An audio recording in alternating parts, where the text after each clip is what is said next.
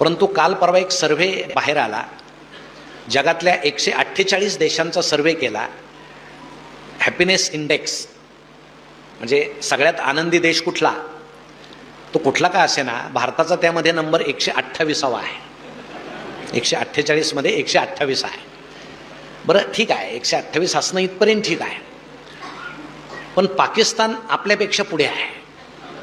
म्हणजे पाकिस्तानचा नंबर 108 आहे आणि भारताचा 128 आहे.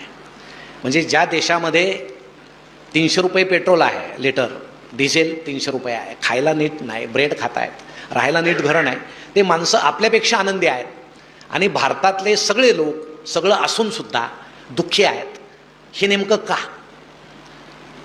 आपले स्वभाव असे किरकिरे का झाले? का सगळं असल्यामुळं झाले? आपल्याला सुख मिळतंय पण ते भोगता येत नाही का? म्हणजे आपण गाडी घेतो पण त्यात डिझेल टाकण्याची व्यवस्था आपली नाही का? नेमकं काय होतंय याचा शोध जर आपण घेतला तर आपल्याला थोडंसं जुन्या काळाकडे जावं लागेल. आमचे अनेक जुन्या काळचे माणसं इथं बसलेले आहेत. तरुणांना माहीत नसेल, आता तरुण मला माहीत झाले, कारण मागाशी अनाऊन्समेंट झाली की ज्येष्ठांनी मागे बसावं, त्यामुळं तरुण आपोआप पुढं आले आणि ती संधीसुद्धा होती मी तरुण आहे असं दाखवण्याची. त्यामुळे अनेक जण पुढं बसले, त्यामुळे आपोआप इथं 2 भाग झालेले आहेत. ज्येष्ठांना खुर्च्या दिल्या, तरुण समोर बसलेत, आमच्या महिला आहेत.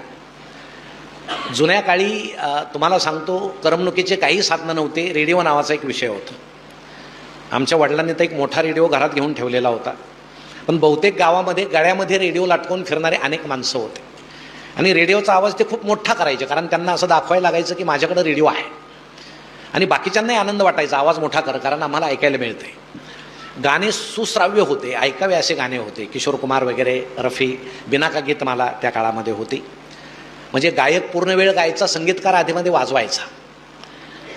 आता संगीतकार पूर्ण वेळ वाजवतो आणि जिथे संधी मिळेल तिथं गायक गाऊन घेतो. असे नवीन गाणे आहेत, समजायला अवघड आहेत ते. तर त्या काळात ते असं छान ऐकावे श्रवणी असे गाणे होते. रेडिओला इतकं महत्त्व होतं की हुंड्यामध्ये रेडिओ द्यायचे. म्हणजे त्या काळामध्ये नवरदेव सांगायचा, माझ्या लग्नात माझ्या हुंड्यात मला रेडिओ मिळाला.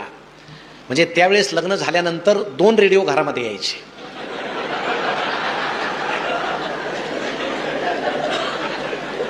म्हणजे एकाला बंद करायची सोय होती,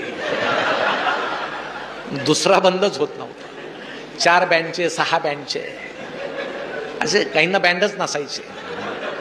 नेमकं बटन बंद करायचं कुठलं आहे तेच सापडत नसायचं. तर असे ते गंमत त्या काळामध्ये होती, पण माणसं आनंदी होते. 2 मराठी नटांनी एक फार मजेशीर किस्सा त्यांचा